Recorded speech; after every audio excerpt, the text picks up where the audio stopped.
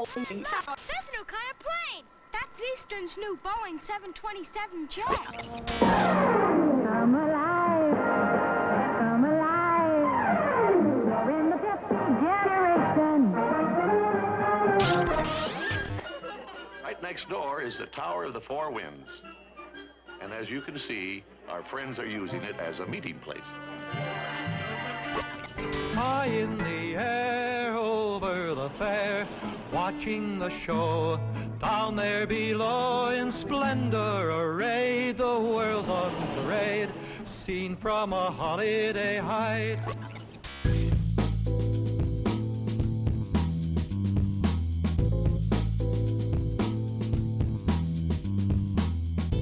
Ah, look, there it is, Flushing Meadows. That's a fun name. If you're old enough, you might remember this is the site of the 1964-1965 New York's World's Fair, an event full of fun, food, and family, and a little whimsy. And of course, Walt Disney was here with many inventions for transportation. That was a showcase. So let's enter a doorway leading back to the past. Not too far past, but a look to the future. Yes, now we're in the future of aviation.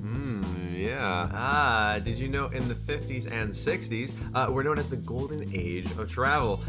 Sounds expensive. And it was. Back then, a trip to Chicago to Phoenix might have cost around 139 bones. That would be about $1,000 today. Of course, for that price, you'd expect the creme de la creme of aviation experiences. So once on board, of course, passengers enjoyed spacious seating, plus all the complimentary services, passengers. I'm stuck. Were masters of the craft. I've been stuck inside for so long. I've got to get out. I've got to see people. I need to plan a trip. Traveling's fun. So fun. Maybe I should talk to somebody. Someone. An expert. Yeah, an expert. All right, it is time to enlist the help of an expert. Who do I know who could help me make travel arrangements? Hello, this is John. How can I help you? Hello, John. Can you hear me? I can hear you, kind of. Okay. How can I help you, sir? Yeah, so actually I'm looking to travel back in time to the World's Fair in Flushing Meadows, New York, 1964, and I was curious if you had like a specific airline that you'd recommend for a flight like that? We do, actually, and we have a special on that right now. Just let me pull it up. Hold on. It's $16. You can do the whole trip. Actually, Eastern, $14.95 right now. Oh, wow, that sounds ridiculously reasonable. So, do you take Apple Pay? No, that wasn't around in the 60s. How about American Express? Wait, we didn't get it. Prices are not guaranteed until ticketed, sir.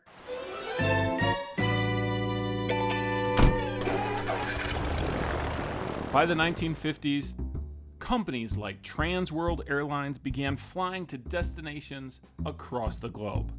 The company's major stockholder, Howard Hughes, helped to foster a close and beneficial relationship with the federal government and with men like Walt Disney. Some of you may remember the iconic TWA Moonliner that first appeared in Disneyland in 1955. Towering high above Tomorrowland, it was an incredible monument celebrating mankind's interest in the future of air travel. It was even taller than Sleeping Beauty's castle. After the Moonliner premiered at Disneyland, TWA began working on another mid-century marvel in New York City. The TWA Flight Center helped to welcome travelers from across the globe with its incredible futuristic design. When this Grand Central of the jet age opened in 1962, the Boeing 707 airliner had already become the standard of commercial air travel. Those jet engines meant it was much faster and had much greater range than most commercial airplanes.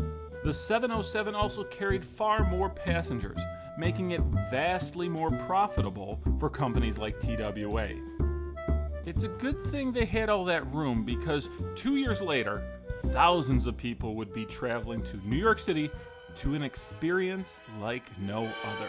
Here on this very site is to be erected, they're doing it at the moment, the symbol of the theme of the New York World's Fair, the Unisphere, being built by United States Steel.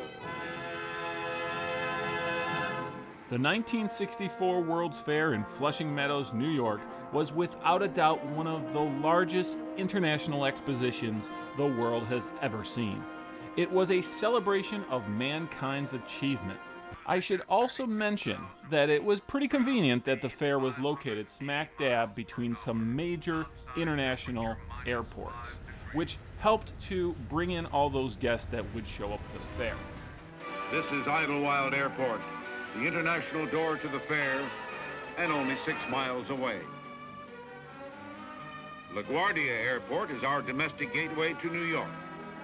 You'll arrive at a new passenger terminal 6 times as big as the old one, and part of an overall $115 million modernization program. This meant that all those major commercial airlines did their very best to catch the attention and cater to fairgoers. Of course, TWA was one of those airlines that participated in the fair in a pretty big way. Helicopters would take some of TWA's passengers from the JFK Flight Center to the Port Authority Heliport located in the fairgrounds. Under construction is the Port of New York, New Jersey exhibit building. When completed, there'll be a heliport on the roof, the air gateway to the fair. Beneath, a restaurant and thrilling movies in the round. Trans World Airlines was also dubbed the official airline of the Transportation and Travel Pavilion. It's baggage that beats you off your jet. It's the finest service you can get. It's an easier trip from the moment you call on the one big airline that does it all. Welcome to the world. Welcome to the world. Welcome to the world of Trans World Airlines.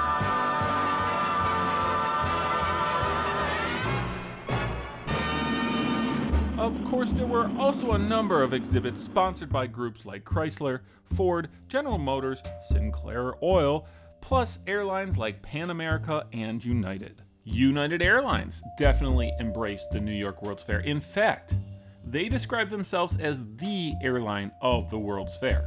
United even teamed up with the legendary graphic designer Saul Bass to produce a film called From Here to There.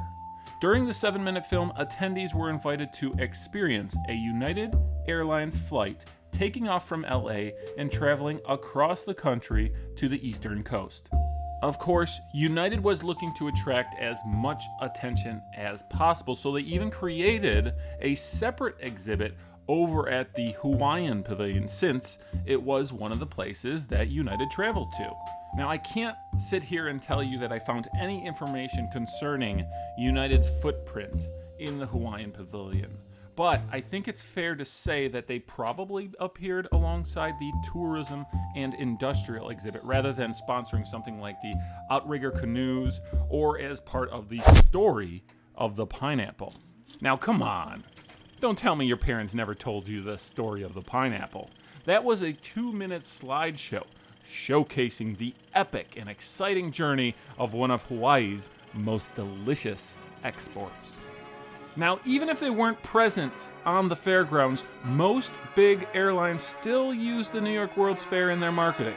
American Airlines, for example, they encouraged fairgoers to travel to New York on one of their Astrojets. You know this aircraft, the 707, a familiar friend to today's air traveler. But here at American, we wanted more. We wanted to boost the power output of the plane to give you greater reserve power all along the line.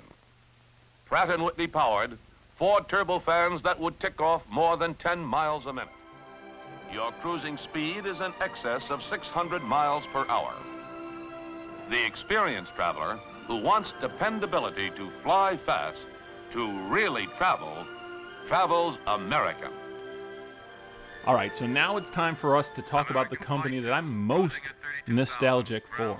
Eastern Airlines goes down as the only airlines to actually construct their own pavilion for the World's Fair in Flushing Meadows. It served as a lounge where their customers could catch buses to and from the airport. And if you wanted to, you could even purchase a ticket for one of their flights, which, if I'm honest, would be kind of expensive since air travel as a whole was quite a luxury back in the 1960s. Unlike today, the golden age of air travel was much more extravagant, with free drinks, room to stretch your legs, and delicious meals served by glamorous stewardesses. This also made traveling by plane a bit outside the price range of your average American family. Even still, people continued to fly to the New York World's Fair in 1965 as well. That was the same year that Eastern unveiled their new look. They got rid of the classic Golden Falcon logo and replaced it with the Wings of Man. The Eastern Airlines Pavilion remained open until the New York World's Fair ended on October 17th, 1965. Now, admittedly, I don't think we've talked about enough Disney in this particular video, so let's fast forward to the year 1971 when the Walt Disney World Resort opened in Florida. Eastern Airlines made sure to snag the title of the official airlines of the Walt Disney World Resort. After all, Eastern provided flight service to Orlando from 60 different cities. Do you know the way to the Magic Kingdom? Sure I do.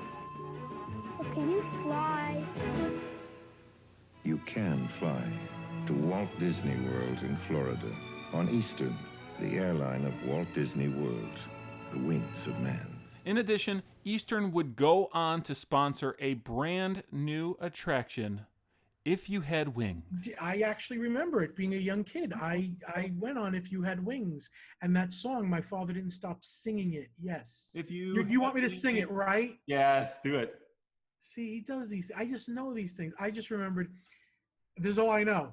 If you had wings, you could do anything. You could widen your world if you had wings. And then we go, if you had wings, had wings. If you had wings, had wings, had wings. If you had wings, had wings, had wings, had wings, had wings.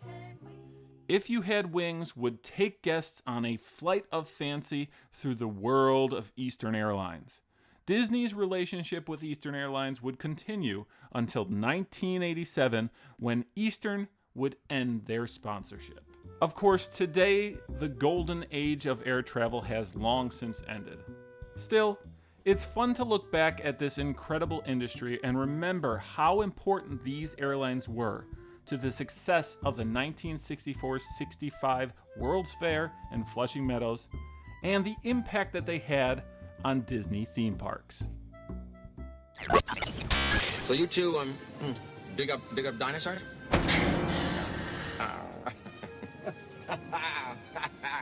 Yo. Yo. Yo. Yo.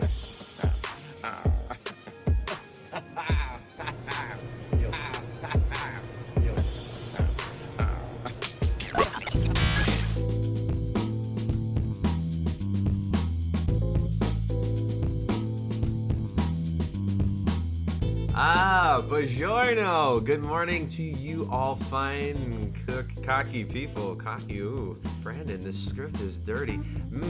Say what you do about gondolas. And no, I'm not talking about those little romantic boats. No. We're talking about something a little bit more different, with more lift. Yes, gondola lifts.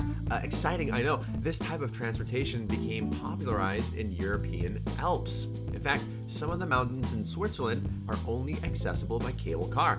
Now, of course, they aren't only used on the mountains, they are a form of urban transportation, as well as popular attractions at theme parks. Ooh, yes, indeed. So, yes, so how about we take a ride through the history of gondola lifts? Ooh, fasten your seatbelts, hands inside the vehicle at all time. Ooh. Boy, look at that traffic down there. How about we go out to Chuck in Traffic Central? Chuck, how are the things looking on the jam cams? Actually, Nick, Chuck is off today, so I'll be taking his place. Autopia is a mess. It's just jam-packed with cars, vehicles everywhere, and... Wait. Is that Art Linkletter shaking hands with Frank Sinatra? It's so random. I'm sorry, I got distracted. Fortunately for us, Walt has come up with another way to move attendees around the theme parks. It's a brand new gondola system that'll... Oh my gosh. Is that Mr. Show Business himself, Sammy Davis Jr.? This is ridiculous. Almost a year after Walt Disney opened his first theme park, attendees were introduced to the Disneyland's Skyway. Walt actually bought the attraction from a group in Switzerland, and appropriately enough, it would eventually travel through the popular Matterhorn bobsled attraction when it was built in 1959. People must have enjoyed riding the Disneyland cable car because the Skyway would appear in the Magic Kingdom in Florida as well as Tokyo Disneyland. But what about the 6465 World's Fair in Flushing Meadows, New York? They had a gondola lift too, known as the Swiss Sky Ride. It was located in the international area and traveled from the Switzerland Pavilion to the Korean Pavilion in just a few minutes. Each cabin held up to 4 people on a trip that covered 1,875 feet. And during that time, you might catch a glimpse of other countries featured at the World's Fair, like Morocco, Greece, Japan, Indonesia, Spain, and the Republic of China, just to name a few. You could even catch an incredible view of the Unisphere, Flushing Meadows' symbol of peace through understanding. A note of caution, the Swiss Sky Ride, which costs about 17 cents a minute, is a one-way ride. Parents failing to heed the warning signs have been known to lose children at the distant terminal. Well, even Mom and Dad need a break once in a while.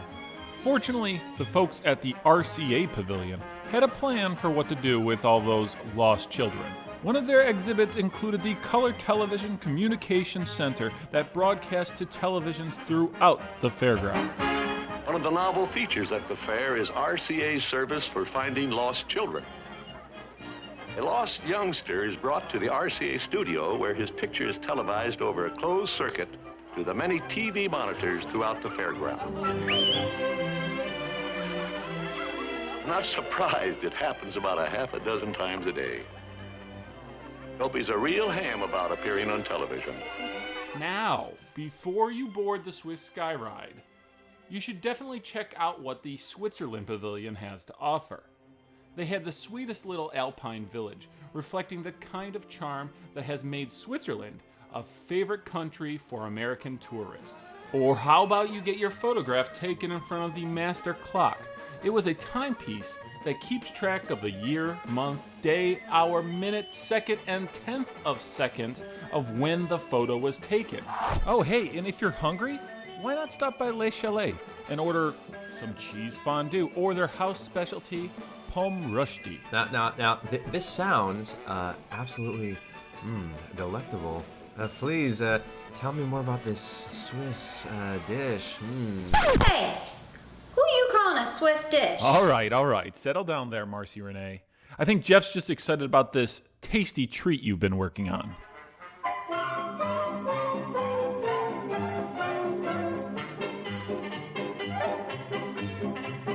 Welcome back, everyone. I can't wait to show you what's been going on in our kitchen today. I've been toying around with my own brushti recipe, not unlike the one served at the World's Fair. It's not a difficult dish. You start out with some Yukon Gold or yellow potatoes. Once you've washed them off, you can peel the potatoes before grating them onto a towel. Now wrap up your potato pieces and squeeze out as much of the liquid as possible. Drop the shredded potato pieces into a large bowl. Melt 3 tablespoons of butter in a separate bowl. Then pour the melted butter on top of your potatoes, adding a little salt and pepper. Now grab your favorite spoon because we're about to stir all these ingredients together. Then you're going to want to transfer your contents into a hot frying pan. I already had my pan set to medium heat, and I'm using my spoon to spread out the rushdi. In just a few minutes, the bottom of your rushdi should cook to a beautiful golden brown. Then you'll want to flip it over and do the same thing on the other side. When it's all done, you can cut it into wedges and serve it with some chopped green onions, sour cream, and maybe a slice of speck or prosciutto. Oh man, that looks amazing. It is! I think it's pretty spudtacular. Wow. The Switzerland Pavilion and the Swiss Sky Ride were just 2 more incredible attractions at the New York World's Fair. Of course, the Swiss Sky Ride closed in the fall of 1965 along with the rest of the fair. The Skyway at Disneyland, however, would stick around for much longer. Walt's gondola lift would hang around until the 90s. The gondola system would appear at a number of future international expositions like the 1982 World's Fair and the 1984 Louisiana World Expo. What's up everybody, Nola Deach here, and I'm coming to you from New Orleans. More specifically, I'm on the West Bank, and right across the river from where I'm at is something that hasn't existed since 1984. I'm talking about the 1984 World's Fair, the Louisiana Expo. And though it is gone, some pieces of it remain. We're going to focus on one of those pieces, the gondola, or the MART, the M-A-R-T, Mississippi Aerial River Transit. Come check this out with me.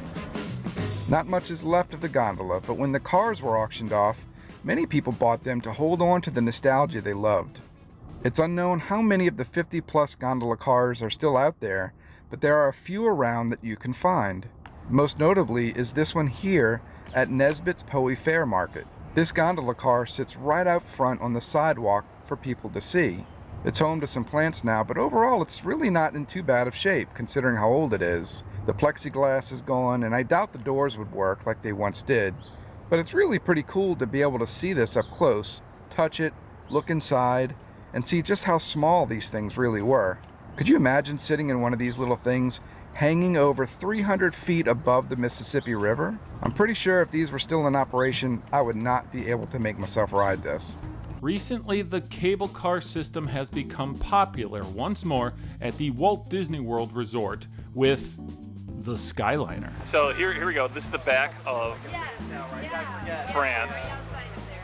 And you can see, it's just, they're doing such a phenomenal job. It's like the World Showcase has now expanded into the back of the pavilions, and it just looks really good back here. And I think the Skyliner still fits into. It just looks cool. It looks cool. Now get ready to travel back in time and enter the animated worlds of Disney. We are on our way to Disney's Pop Century Resort and Disney's Art of Animation Resort. We are now gliding over the sparkling waters of Hourglass Lake. Please sit back, relax, and enjoy the most magical flight on Earth. You know, I can't think of anything more relaxing than a ride on the Walt Disney World Skyliner. Attention Skyway passengers. Please remain seated and keep your hands and arms inside the Skyway cabin. Attention motorboat skippers, you're now approaching the unloading zone. For your safety and the safety of the passengers, please slow down and allow the boat to idle slowly to the unloading dock. Thank you. I just can't get over this concept, like to be in a classic car in the middle of the lake on Disney Springs. Being really here right now is so relaxing. So relaxed.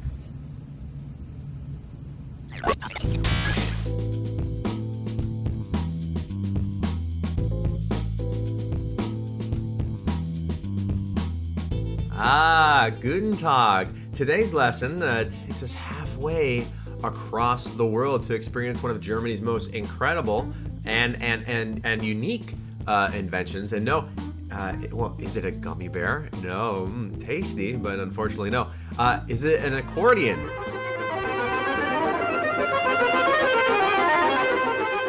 Oh, that's music to my ears. La-da-dee, la-da-da. No, it's an amphicar. Yes, the mid-century marvel of German engineering offered consumers the ability to travel on land and sea. So it looks like it's time to fasten your seatbelts and secure your life preservers.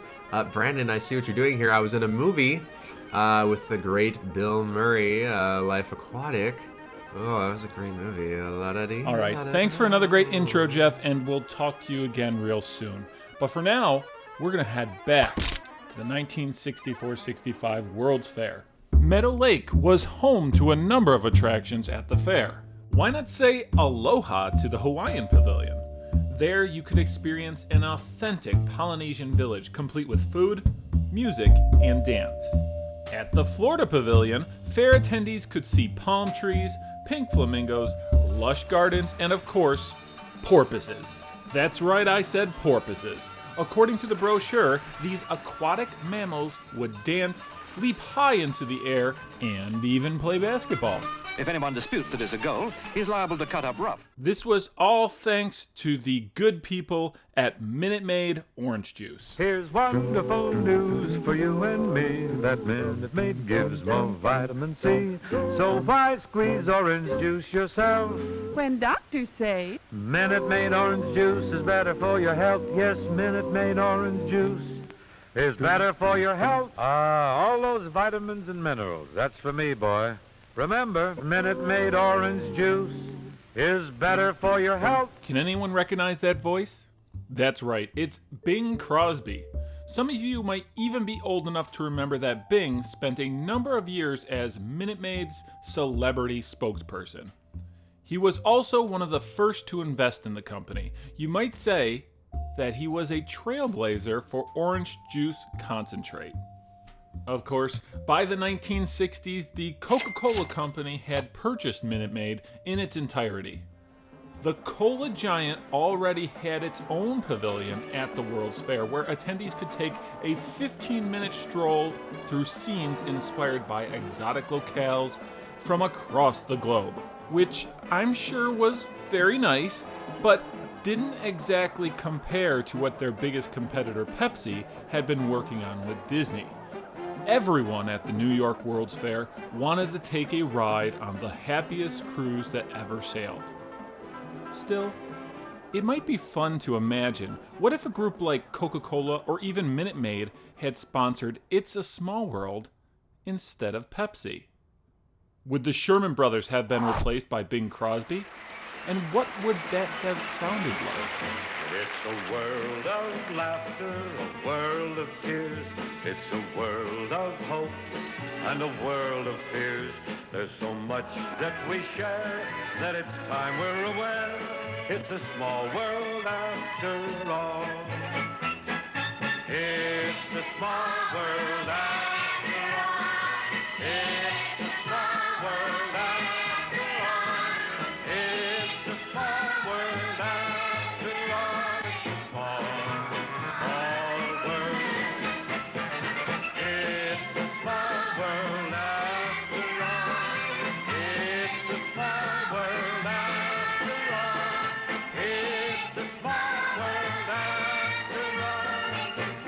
Very small, very small. It's a small world after all.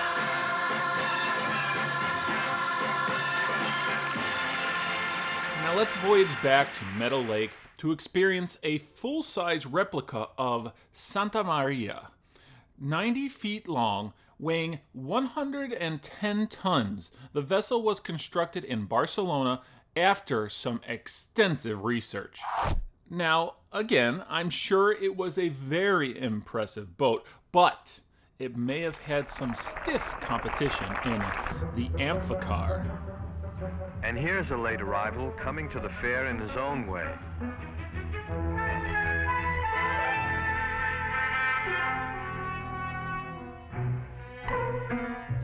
At first glance, you might suspect it's like any other sports car. However, a quick look under the hood might change your opinion. Because, well, there's nothing under there.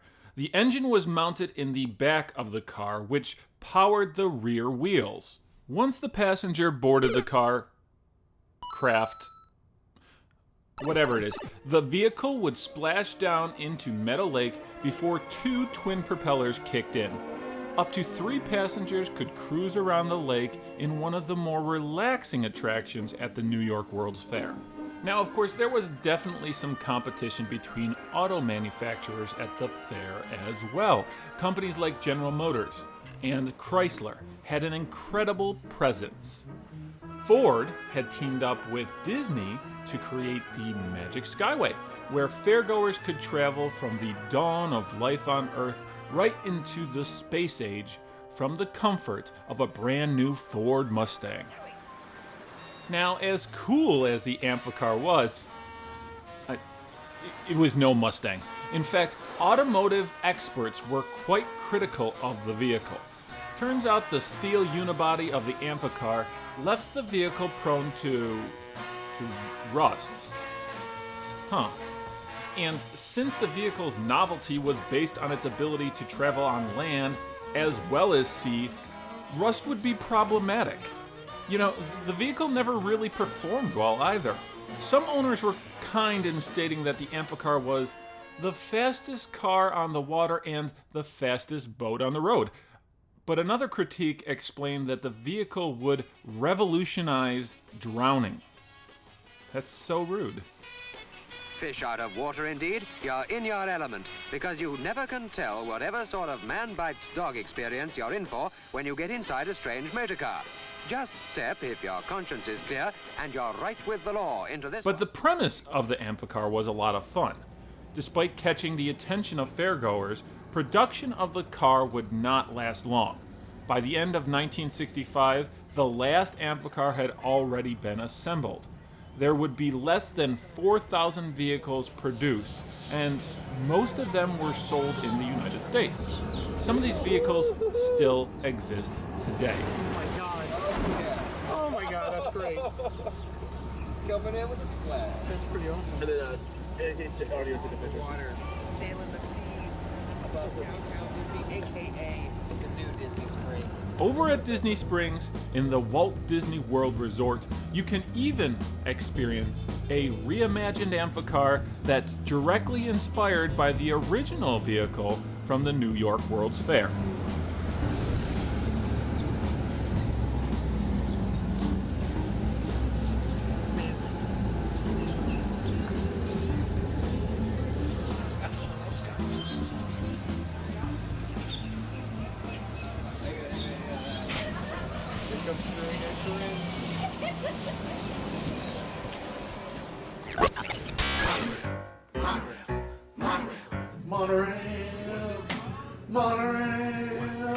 Monorail. Hey, did you know that there's a new episode of the World's Fair according to Jeff Goldblum, and it's about monorails? Did you say monorails? Monorails. Monorail. Yeah, wanna watch it? Yeah.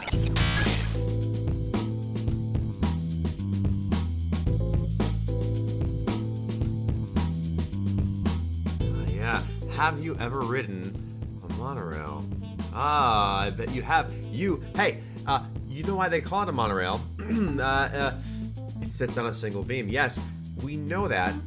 But were you aware that the monorail has been around since 1897? Since then, the look of the monorail has changed quite a bit. In fact, some early attempts saw cars running along railways, while others along beams elevated above the ground. It continued to evolve through the 20th century. Many people began to see the monorails as the future of mass transit. Isn't that just wild? I'll be back, honey. I just gotta step out. I'm gonna take a trip on the monorail. See you in 15, babe. Yeah. Traffic engineers agree that a monorail system could well be an answer to growing traffic congestion. In large cities where land is at a premium, an aerial monorail system needs only a narrow beamway supported by pylons. The accent is on economy. With the advent of such highways in the sky, the weary commuter will find himself traveling in speed, comfort, and safety. Tomorrow's living areas will expand as the beamways of modern monorail systems begin to crisscross metropolitan centers. So I'd like to start by asking our viewers a question. When did you experience your first monorail? It was 1994.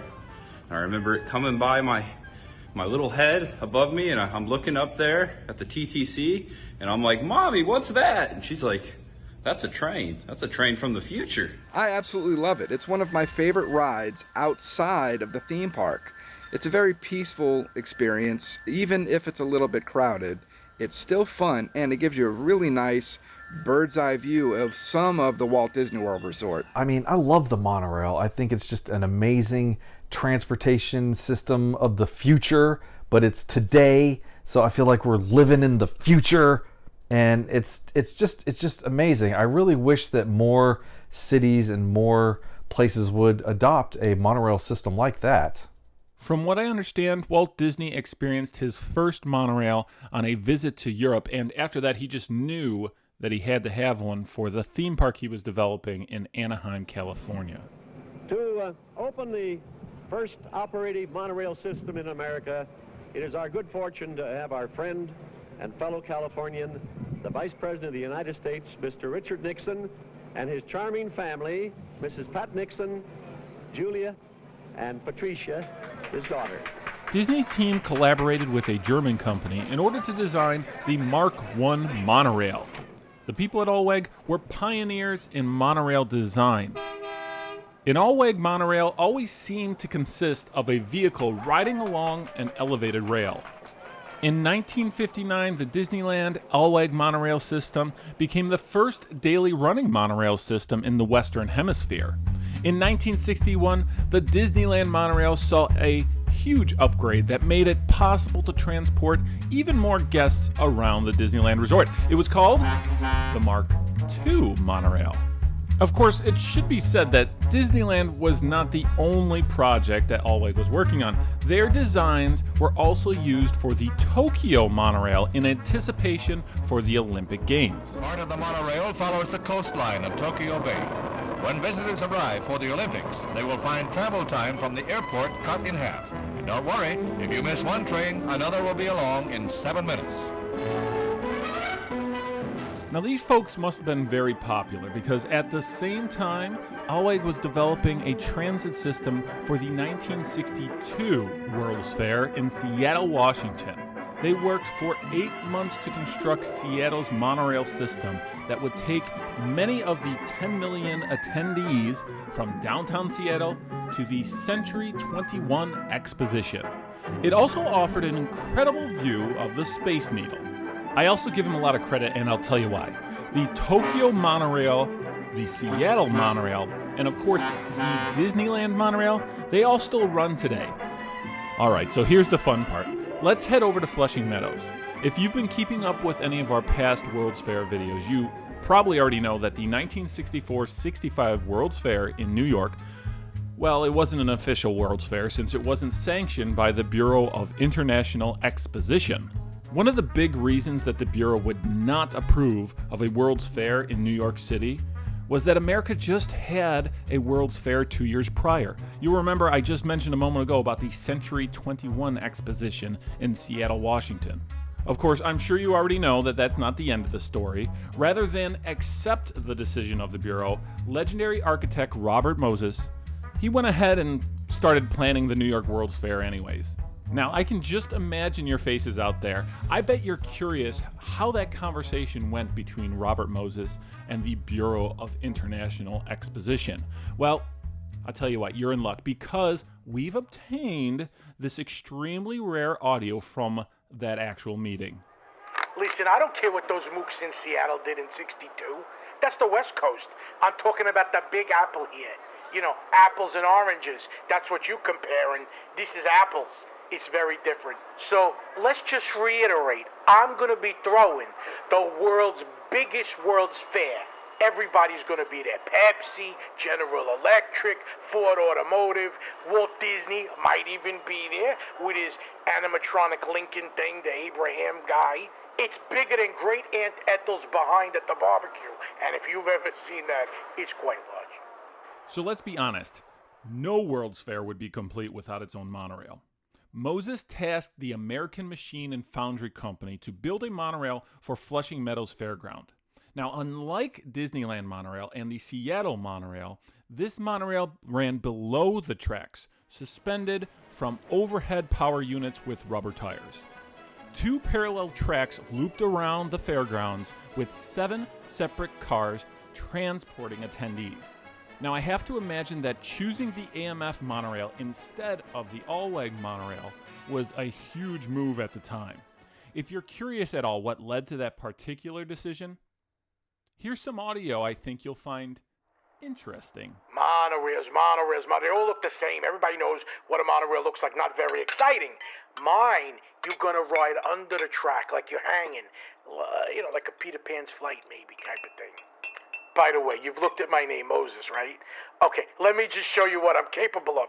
Look at your coffee cup. Watch. Yeah, you like that, right? Cream on one side, coffee on another. I'm not going to tell you how you do that. Just know, my name is Moses. I am descended from the guy that was on a mountain, and he had the 10 commanders and the instructions for how to live your life, that thing.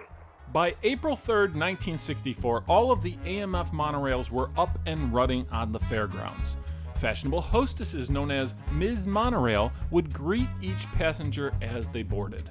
The incredible panoramic view gave everyone the opportunity to view all the splendor of the New York's World's Fair. Heck, the AMF monorail even had its own theme song.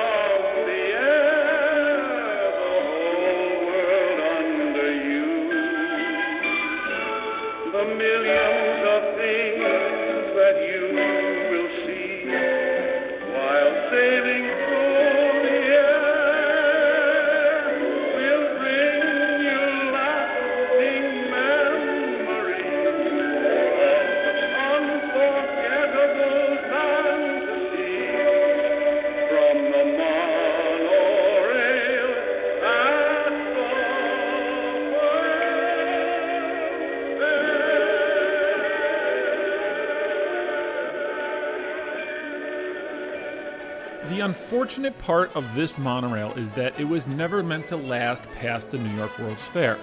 While systems in Seattle and Tokyo continue to serve as mass transportation, the AMF monorail was only meant to offer an 8-minute view of the fairgrounds in Flushing Meadows. So when the fair closed in 1965, it no longer had a purpose and was dismantled.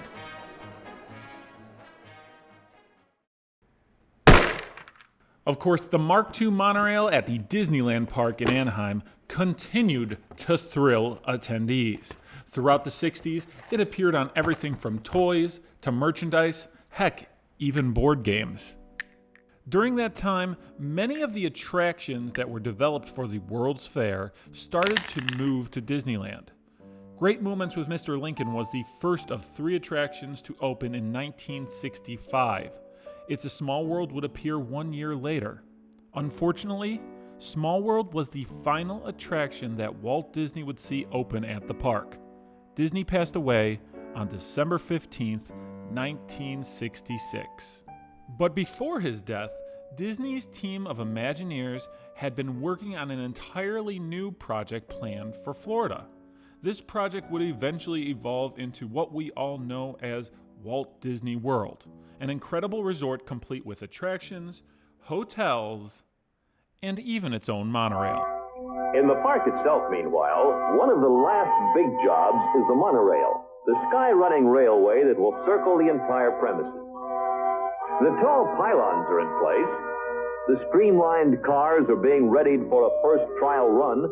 And here come the tracks, arches of solid concrete. Getting them to the park is an engineering feat in itself, for each of these spans is 110 feet long and weighs approximately 55 tons. Lifting them into place becomes almost an exercise in bridge building. 300 of these giant beams to create 5 miles of elevated track. Now, I'm sure there are some of you out there that consider yourself Disney World experts, but how many of you can recite this classic phrase? Please stand clear of the doors. Por favor, manténganse alejado de las puertas. Please stand clear of the doors. Por favor, manténganse alejado de las puertas. Sleek, high-speed monorail trains silently whisk travelers around the Seven Seas Lagoon to one of the wonders of this new world, the dramatically different contemporary resort. From the hotels, the monorail tracks lead directly to the real heart of Walt Disney World, the Magic Kingdom. This, of course, is the place that most clearly reflects the man Walt Disney and the things he held to be of value. The wonders of nature, the fantasies of childhood, the spirit of America with nostalgia for the past and faith in the future. And above all, a sense of humor and fun. The Mark IV monorail was built in 1969 and was meant to be the primary source of transportation to the Magic Kingdom. Because of that, it had to be much, much larger in order to transport even more people than the Disneyland counterpart. Of course, you wouldn't let just anyone drive one of these things, no. Only the best and the brightest were invited to pilot the Walt Disney World monorail. Hey, I'm driving a monorail train. What a blast. It's pretty fun, you know, it's easy to drive a monorail because you don't have to steer. During the 1960s, the monorail was admired as one of the quintessential symbols of the space age. Unfortunately, the transportation of the future never really took off, and while the future came and went, there are a few places where you can still hitch a ride on an authentic monorail. Are there any other monorails I've ridden besides the one at Walt Disney World? Well, yes. This one, at the Tampa International Airport. I've actually been on the airport one, and I've been on the Disneyland one, which, may I just say, both were better than the one that we have in our Disney World. In New Orleans, back in 1984, we had the Louisiana World Exposition, the World's Fair. In fact, I am currently wearing a button on my hat that reflects that. It is 1984, the Louisiana World Exposition button. I wear it all the time on my hat. And for that fair, they had a monorail system that went around the entirety of the fair. I believe it had 3 stops, but again, it gave you a bird's eye view of the fair. It was really nice, really cool. Similar to the Walt Disney World monorail, but a bit smaller. And unfortunately, when the World's Fair here ended, so did the monorail. They took it down. However, it lives on. The pieces were brought to Miami for the Miami Zoo, and it is still in operation there at the Miami Zoo. Well, I certainly hope we all learned something today. I want to ask you all to do me a favor.